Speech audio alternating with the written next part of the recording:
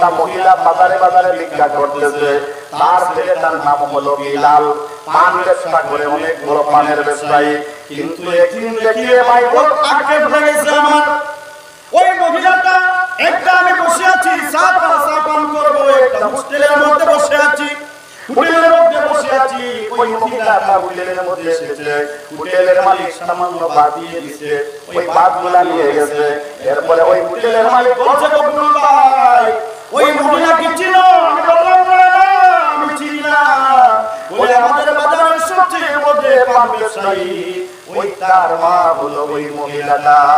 আমাদের এলাকায়, সমস্ত এলাকায় কাশিয়াপুর থেকে যত পান এসে সবের প্রত্যেকটার তো তার মাধ্যমে চলে যায়, কিন্তু তার মা বাড়িতে ভাত পায় না, বাজারে ভিক্ষা করে। এরকম গুণাগার আছে না?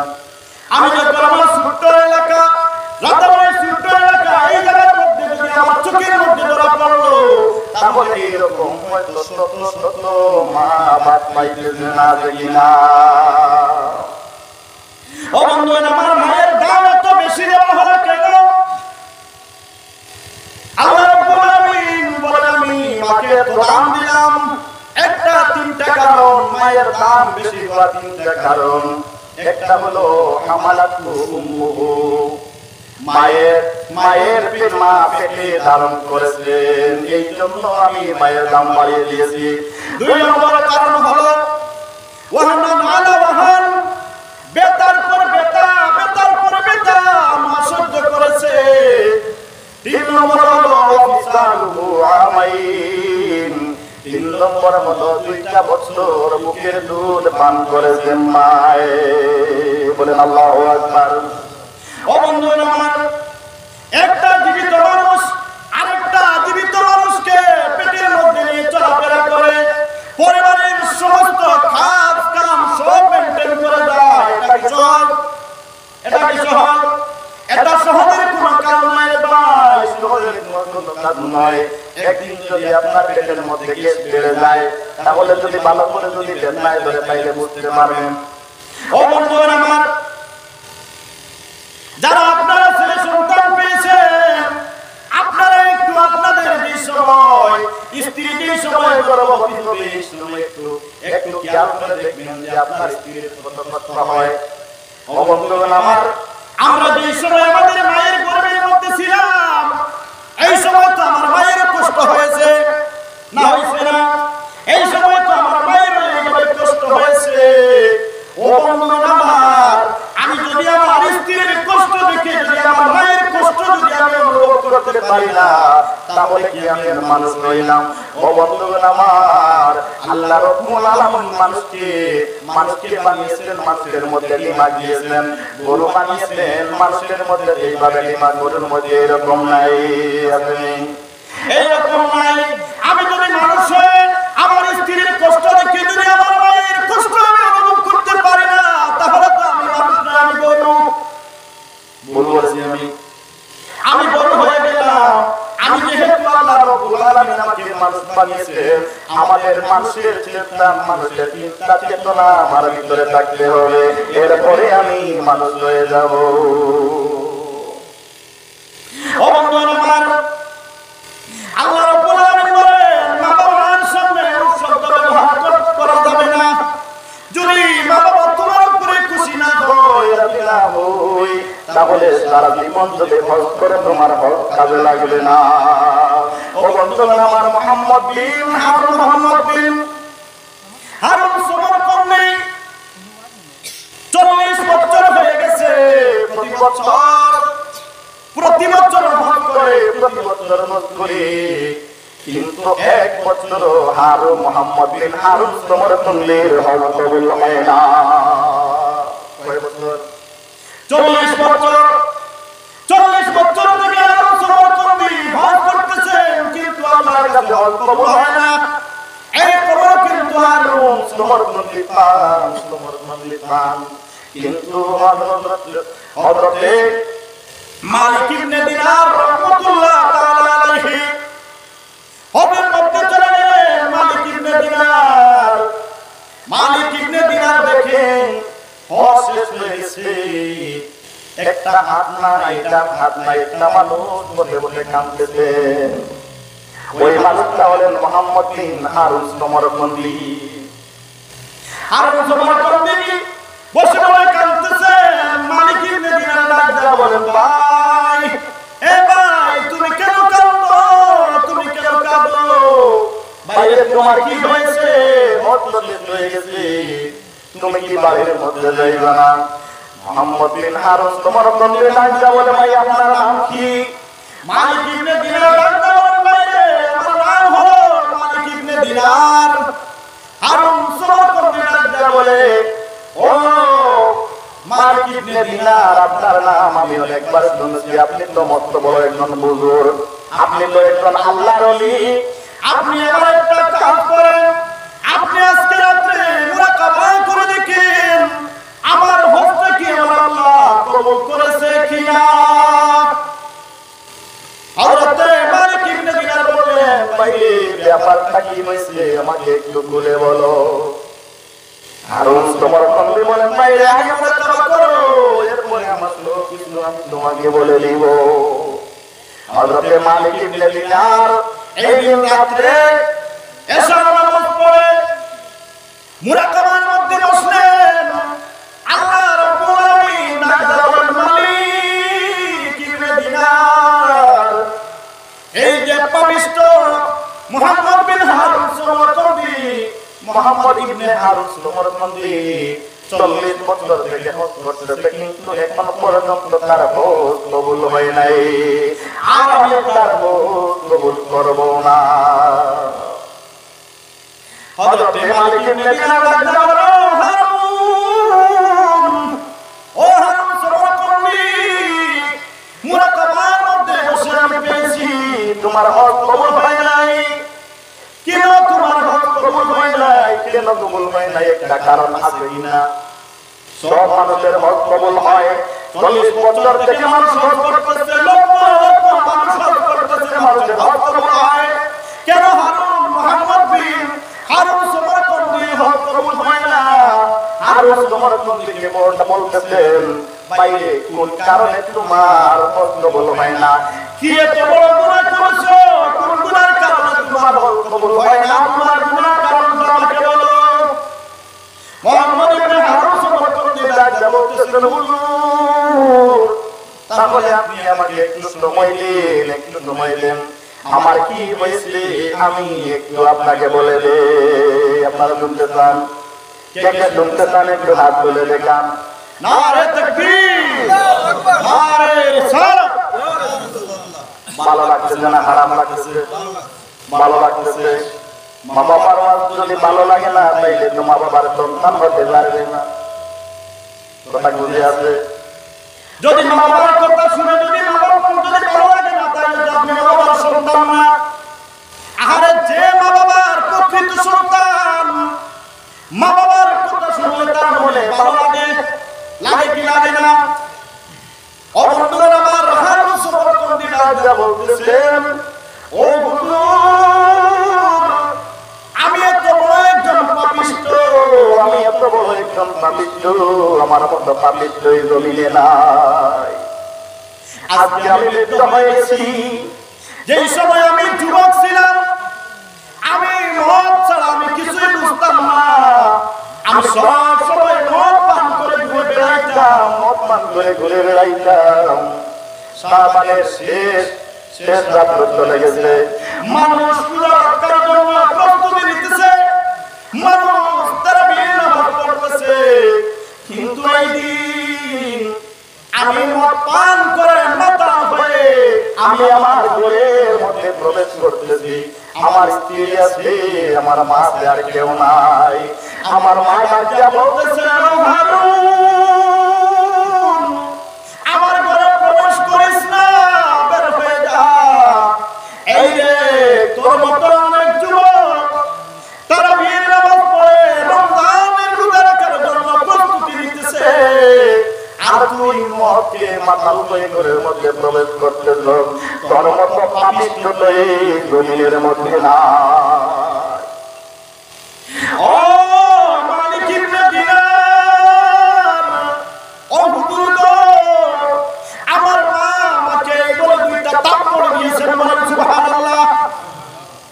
থাপ্পড় দিবে না যারকে দিবে। মাত্র থাপ্পড় দেওয়ার মালিক মা আমাকে দুইটা থাপ্পড় দিয়েছে, আমি কিছু বলি না। এরপরে আমার মা বলতেছে তোর কি মরণ হয় না? তোর মতো সন্তানকে আমি জন্ম দিয়ে আমি দুনিয়ার মধ্যে কলঙ্কি, আখিরাতের মধ্যে কলঙ্কি। তুই যদি মরে যাইতি আমার অনেক ভালো হইতো, আমার অনেক ভালো হইতো। হুজুর গো, এই বলে আমার মা এই সময় কিন্তু শীতের সিজন ছিল। আমার মা একটা ঘরের মধ্যে বসে বসে আগুন জ্বালাইতেছিলেন, অনেক ঘা দিয়ে আগুন জ্বালিয়েছিলেন। এখানে মা কিন্তু দাঁড়িয়েছিলেন। আমার মা এরপরে কি করলেন? আর দুইটা থাপ্পড় দিলেন। আমি কিন্তু মাতাল ছিলাম, আমি বুঝতে পারি নাই, বুঝতে পারি নাই। আমি মাতাল অবস্থায় আমার মাকে আমি একটা ঘুষি মেরে দিয়েছি, ঘুষি মেরে দিয়ে আমার মাকে ফেলে দিয়েছি। কিন্তু এরপরে আমার মনের মধ্যে আমি শান্তি পাই না, কারণ আমি মাতাল। আমি আমার মাকে ধরে ওই আগুনের চুলার মধ্যে ফেলে দিয়েছি। ও এরপরে আমার স্ত্রী আমাকে ঘরের মধ্যে তালা মেরে রেখে দিল। কিন্তু আমি তো মাতাল, কিছু বলি না, কিছু বলি না। কিন্তু এত বড় গর্ত ছিল, আমার স্ত্রীর কাছে ছিল, আমার স্ত্রী তুলতে পারে না। সঙ্গে সঙ্গে আমার মা মারা গেছে।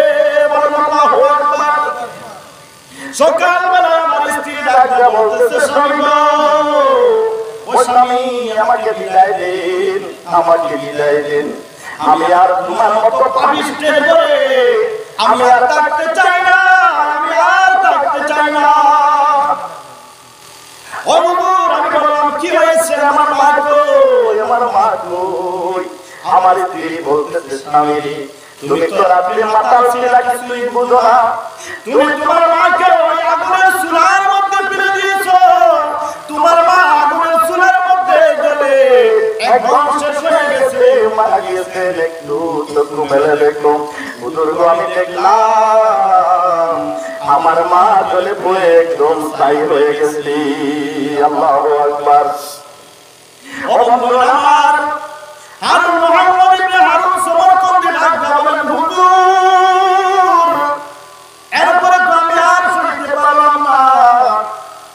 আমি আমার মাকে কাফন দাফন করলাম, আর দেখলাম এখন আমি আমার আল্লাহর কাছ থেকে কিভাবে আমি নাজাত পাই, কিভাবে আমার এই গুনাহে গুনাহ করেছি, এই গুনাহ থেকে আমি কিভাবে বাঁচি, কিভাবে বাঁচি। হুজুর গো, আমার অনেক টাকা পয়সা ছিল, সব টাকা পয়সা আমি আল্লাহর রাস্তার মধ্যে দিয়ে দিলাম। বলেন আল্লাহু আকবার। সমস্ত টাকা আমি আল্লাহর রাস্তার মধ্যে দিয়ে দিলাম।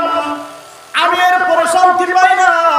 যে হাত দিয়ে প্রথমে হাত দিয়ে আমি মেরেছিলাম আমার মাকে, এই হাতটা আমি একটা কুড়াল দিয়ে আমি কেটে ফেলেছি হুজুর। এরপরে আমি শান্তি পাই না।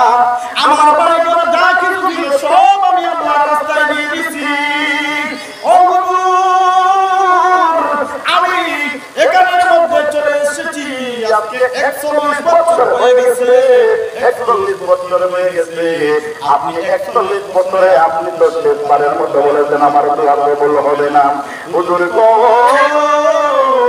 এইভাবে প্রতি বছর একজন আল্লাহর ওলি এসে আমাকে বলে যায় আমার দোয়া কবুল হবে না, আমার আল্লাহ আমাকে মাফ করবে না। বলেন আল্লাহু আকবার। ও হুজুর, কোন কি বলে আমার আল্লাহ যেহেতু আপনাকে বলে দিয়েছে আমার দোয়া কবুল হবে না, আমার দোয়া কবুল হবে না। হযরত মালিক ইবনে দিনার বলেন ও ইবনে সমরকন্দি, কিভাবে কাজ করলে, কিভাবে কাজ করলে, কিভাবে কাজ করলে?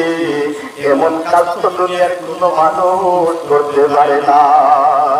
মুহাম্মদ ইবনে হারুন সমরকন্দি ডাকতে বলেন হুজুর, আমি তো মাতাল ছিলাম, আমি তো বুঝতে পারি নাই, কিন্তু এখন কি আমার গুনাহ আল্লাহ মাফ করবে? হযরত মালিক ইবনে দিনার ডাকতে বলেন ও মুহাম্মদ ইবনে হারুন সমরকন্দি, এইরকম গুনাহ আল্লাহ রাব্বুল আলামিন নিজে মাফ করে দিতে পারেন না। কিছু গুনাহ আছে হযরত মুহাম্মদ রাসূলুল্লাহ সাল্লাল্লাহু আলাইহি ওয়াসাল্লাম প্রশ্ন করে বলে গিয়েছেন, কিছু গুনাহ আল্লাহ নিজে মাফ কাছে থাকে, ওই মানুষটা যদি আপনাকে যদি মাফ না করে দেয়, আল্লাহ বলেন এই গুনাহ আমি মাফ করতে পারি না। কোন মানুষকে যদি আপনি বিনা দোষে যদি মারেন, তাহলে এই যে মানুষটা যে তোমার উপরে বদদুয়া করবে, এই যে তোমার গুনাহ হবে, আল্লাহ রাব্বুল আলামিন বলেন ওই গুনাহ আমি আল্লাহ মাফ করতে পারি না। ওই গুনাহটা মাফ করতে হলে যে মানুষটাকে তুমি মেরেছো ওই মানুষটা মাফ করতে হবে। জোরে জোরে বলেন না আল্লাহু আকবার। ও বন্ধুরা আমার, তাহলে মা বাবার খেদমত করা লাগবে কি লাগবে না? জান্নাতে যেতে হলে মা বাবার খেদমত লাগবে। ও বন্ধুরা, জান্নাত কি জিনিস, জাহান্নাম কি জিনিস, এটা তো শুধু আমরা মুখ দিয়ে শুনি, কিন্তু জান্নাত জাহান্নাম কি জিনিস যদি মানুষ জান্নাতের সব যদি বুঝতে পারত, তাহলে মানুষ জান্নাত যদি বিশ্বাস করতো, জান্নাতের জন্য পাগল হয়ে যেত। যদি মানুষ জাহান্নামের যত আযাব এগুলো যদি পুরোপুরি বিশ্বাস করত, তাহলে মানুষ জাহান্নাম থেকে বাঁচার জন্য মানুষ পাগল হয়ে যেত। ও বন্ধুরা আমার, ওই জাহান্নামের কষ্ট, জাহান্নাম যারা বেশি বিশ্বাস করেছে, তারা আল্লাহ রাব্বুল আলামিনের নৈকট্য লাভ করেছে, তারা আল্লাহর ওলি হয়ে গেছে। বলেন সুবহানাল্লাহ। বন্ধুরা, সাহাবীরা জান্নাতের জন্য কত পাগল, জাহান্নাম থেকে বাঁচার জন্য কত পাগল ছিল। ও বন্ধুরা আমার, নবীজির যুবক একজন সাহাবী, নাম ছিল সালাবা। নাম কি ছিল? সালাবা নামে দুইজন, একজন সালাবাতুল আনসারী আর একজন ছিলেন সালাবাতুল আনসারী ছিলেন একটু মোটামুটি বৃদ্ধ টাইপের, আর যে সালাবা তিনি ছিলেন যুবক মানুষ, প্রায় 14 বছর বয়স। 14 বছর বয়স। নবীজির মুখ থেকে একদিন শুনেছেন চোখের দিনা, হাতের দিনা, কানের দিনা, নাকের দিনা, পায়ের দিনা, আর আরেকটা হলো আসর দিনা। চোখের দিনা কোনটা? যদি তোমার চোখ যদি কোনো বেগেনা নারী রেখে পেলে, তাহলে এটা হবে চোখের দিনা। কিসের দিনা? এটা হবে চোখের দিনা। নবীজির মুখ থেকে শুনেছেন ওই সাহাবী, একদিন ওই সাহাবী 14 বছর বয়স রাস্তা দিয়ে হেঁটে যাচ্ছেন। এমন সময় একটা বাথরুমের মধ্যে একটা মহিলা গোসল করতেছে। একদম তো পাকার বাথরুম হয়ে গেছে। আগের বাথরুম গুলা কিসে ছিল? আমাদের বাথরুম গুলা কিসে ছিল? খেজুর পাতার। পাতা কিন্তু খারাপ দেশে অনেক বেশি দিলে। ওই মহিলা উলঙ্গ অবস্থায় গোসল করতেছেন বাথরুমের মধ্যে। হঠাৎ করে বাতাস চলে আসছে। বাতাস চলে এসে খেজুরের পাতাগুলো ছড়িয়ে দিয়েছে। আর ওই সালাবার চোখ ওই বাথরুমের দিকে চলে গেছে। হযরতে সালামা যে সময় মহিলাকে দেখলেন, মহিলাকে দেখে বলেন আস্তাগফিরুল্লাহ, ইন্নাল্লাহা গফুরুর রহিম। কিন্তু সালামার দিলের মধ্যে শান্তি নাই। সালামা বললেন, আমার নবী যখন বলেছেন চোখের দিনা, চোখ দিয়ে বেগেনা নারী দেখলে তো চোখের দিনা হয়, তাহলে তো আমি জাহান্নামে হয়ে গেছি। আমি তো চোখের দিনা করে পেয়েছি, কিন্তু আমার নবী তো আমার সঙ্গে নাই। কিন্তু আমার সঙ্গে তো আছেন আমার আল্লাহ। সঙ্গে কে আছেন? যেটা কেউ দেখে না সেটা দেখেন কি?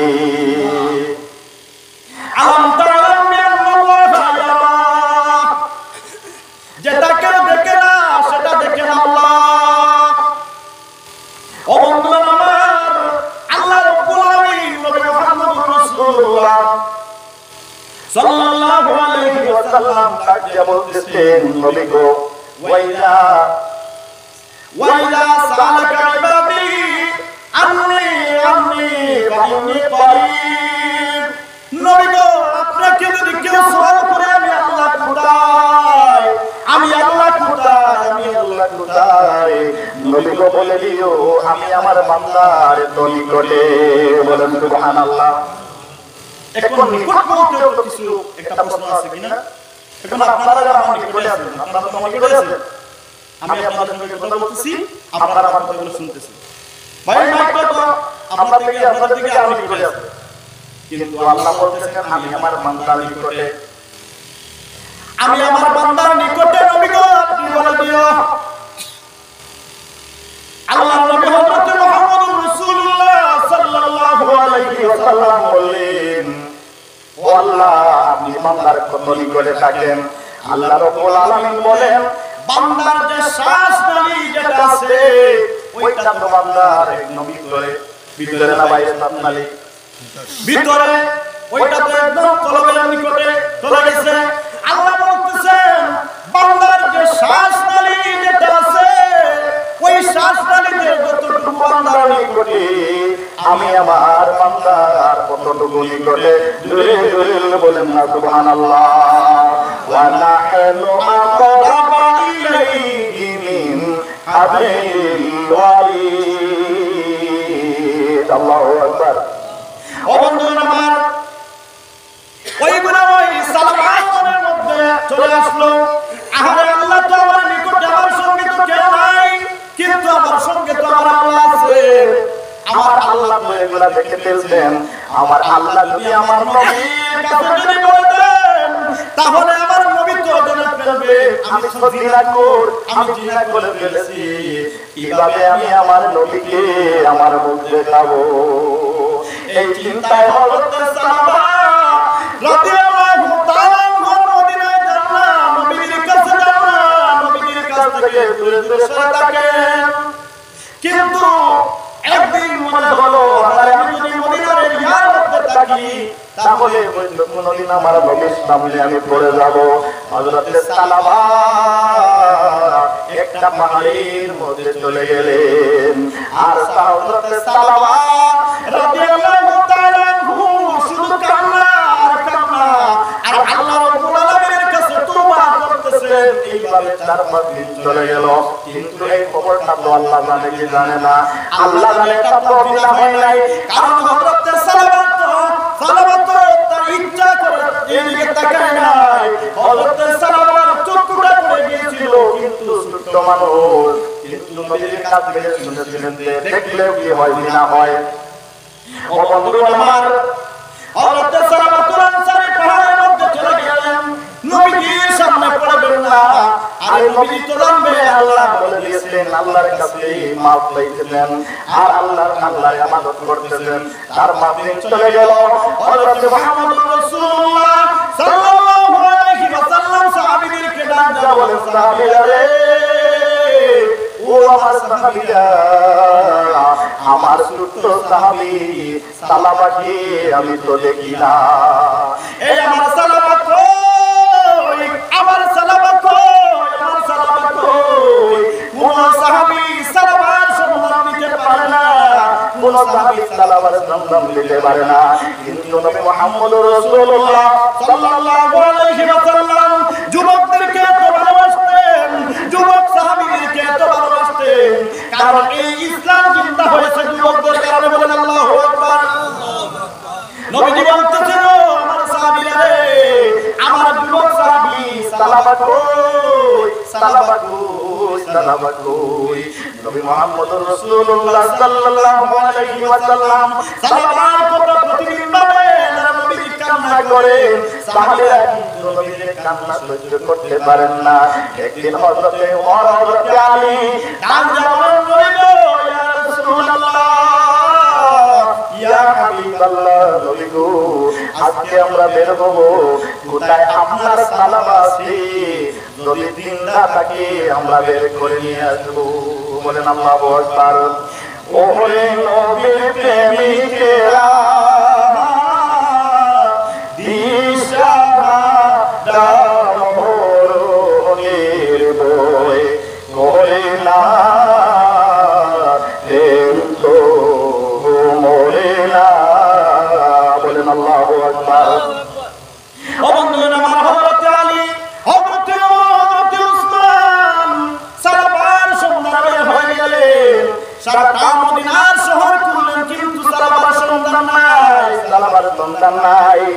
একটা পাহাড়ের নিকটে চলে গেলেন, গিয়ে দেখেন এই জায়গার মধ্যে কিছু উট রাখাল, গভীর রাখাল, মুড়া রাখাল, তারা উট চড়াইতেছে, মুখে চড়াইতেছে।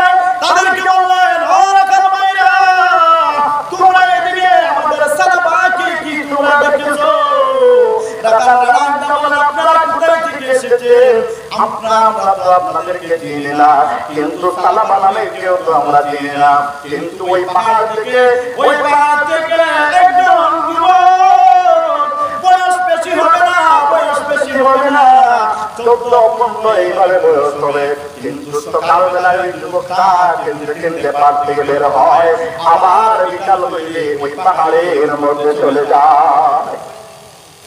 ও বন্ধুগণ আমার, হযরত ওমর রাজ্য বললেন, এটা আমাদের সালাবা হবে, সে কোথায় থেকে কি তোমরা দেখেছো? বলে, না আমরা দেখি নাই, কিন্তু পাহাড়ের উপরে চলে যায়। হযরত আলী, হযরত ওমর, হযরত উসমান বলে চলে গেলেন, গিয়ে দেখেন হযরত সালাবা নামাজের মধ্যে দাঁড়িয়ে আছে, নামাজ পড়তেছে, নামাজের পরে মুনাজাত করতেছেন, আল্লাহ গো, ও আল্লাহ, আমার জানটা চলে যায় তো আল্লাহ, কিন্তু আমার যে গুনাহ হয়েছে এই গুনাহ আমাকে মাফ করে দেন গো আল্লাহ, মাফ করে দেন ও আল্লাহ, কিন্তু আমার এই খবরটা যেন আমার নবীর কাছে যেন না যায়। বলেন আল্লাহু আকবার। লা ইলাহা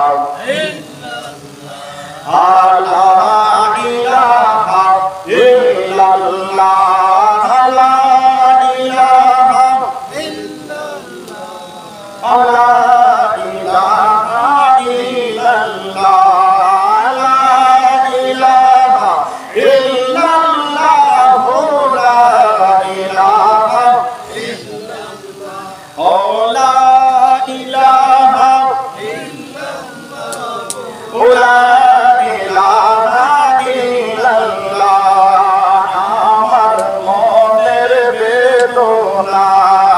কেউ তো জানে, কেউ জানে না আমার মনের বেদনা, বুঝাইলে কেউ বোঝে না, শুনাইলে কেউ শুনে না গো, শুনাইলে কেউ শুনে না গো, বুঝাইলে কেউ বোঝে না।